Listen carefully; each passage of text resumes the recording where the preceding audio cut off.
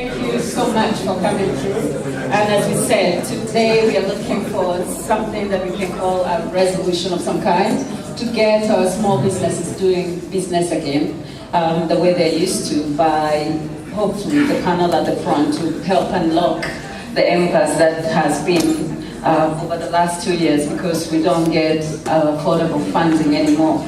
I'm going to ask the speakers to introduce themselves. And so, without further ado, can we get started? Yes. Okay, thank you. And today we are going to ask from that corner, I'll start with Jab, and then I'll ask you to give us an overview of the rate cap and the journey so far. Not in too many words, just a short overview of where we are at the moment.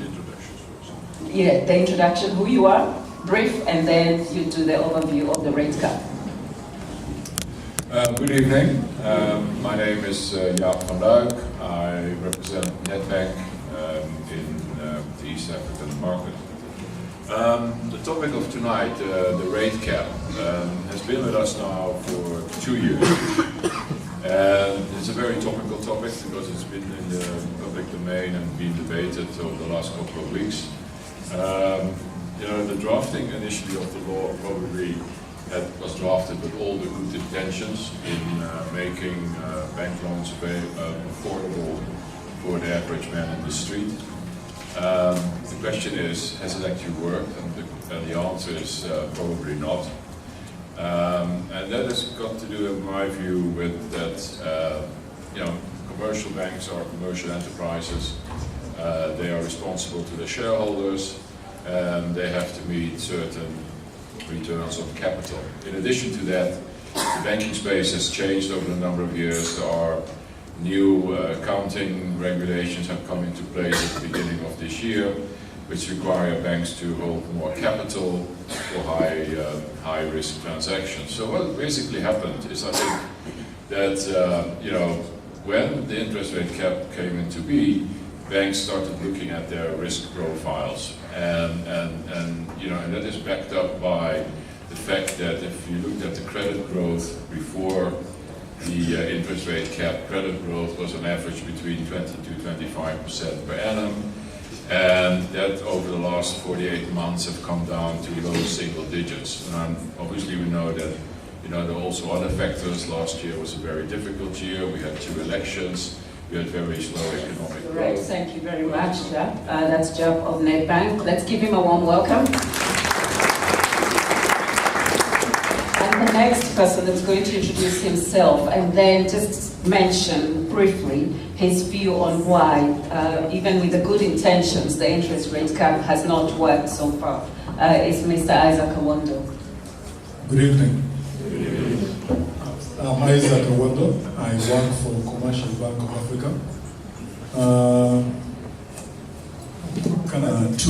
There was already differentiation in pricing between typical business, which is properly run and has the right kind of risk, and people who are on the other side of the risk spectrum. What the introduction of controls essentially did was to remove that ability to price risk effectively or narrow the margin for being able to do that. And I think that the intended consequence was the fact that a lot of institutions then began or took the view that if you can't price risk properly, then you obviously find it very difficult to take the right course of action to continue with lending. So it isn't that lending actually stopped, it slowed down because if you can't price risk, then you basically reduce your appetite for that because there are other better alternatives. Okay, that's Mr. Isaac Awondo, and he sets the pace absolutely clear for why the rate caps haven't worked so far. Let's give him a hand. And the next one to introduce himself will be Mr. John Gashora. And after introducing himself, it won't take very long, we would want to know, are the banks tone deaf? Are the banks not getting the needs of the market? Do they have an already preconceived solution. They're somehow trying to force it to fit into this market. Are they not reading us as the customers or the small businesses right? Mr. Gashora. Good evening, everyone. John Gashora, I'm the Group Managing Director for NIC Bank. I think what is perhaps worth spending a bit of time, I know we'll have a bit of time tonight to talk about today, is to reflect back to 2015, 2016, and to think about the reason why the rate cap was welcomed so strongly by so many people, most of whom don't borrow, let's be specific, most of whom don't borrow. Okay. We were in an era where the banks, I must admit, were tone deaf. They were arrogant, right? And we were in an era when interest rates, as Isaac said, were sustainable. And then just as we were going through that, two banks went down, Imperial Bank and Chase Bank. And the stories that came out of those banks falling was that bank managers had enriched themselves. They had committed what sounded like theft in some cases, and many other allegations. And all that, what it did was to make banks the new lawyers, the hated profession. You know what I mean, Yeah. right?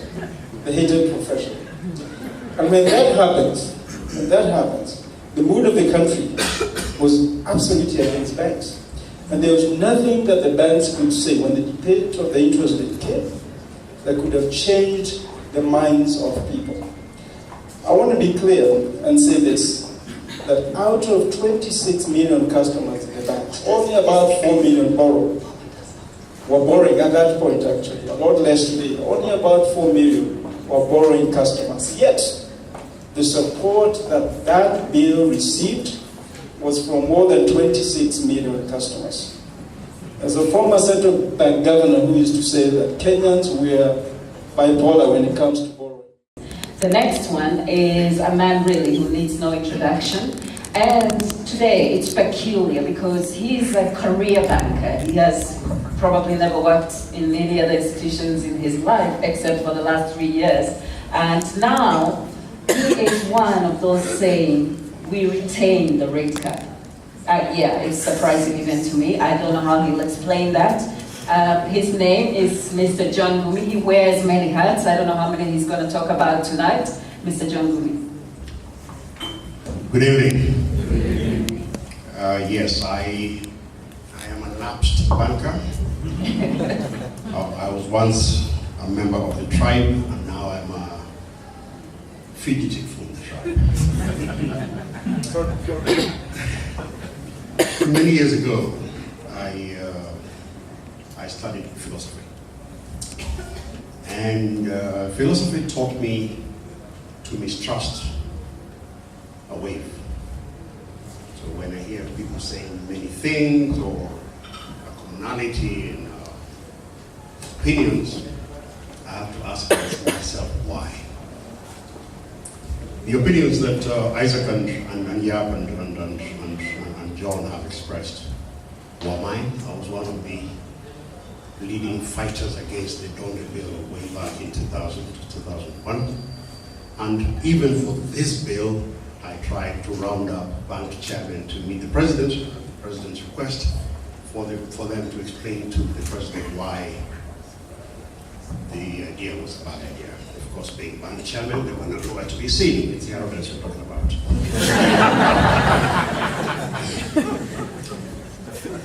But when Irene asked me to, Irene said, look, everybody, we all think it's a bad idea, I want you to. And while I'm a contrarian by nature, I actually have given this a lot of thought. And like a true politician, I'm now a public servant, so I have to learn to work like politicians.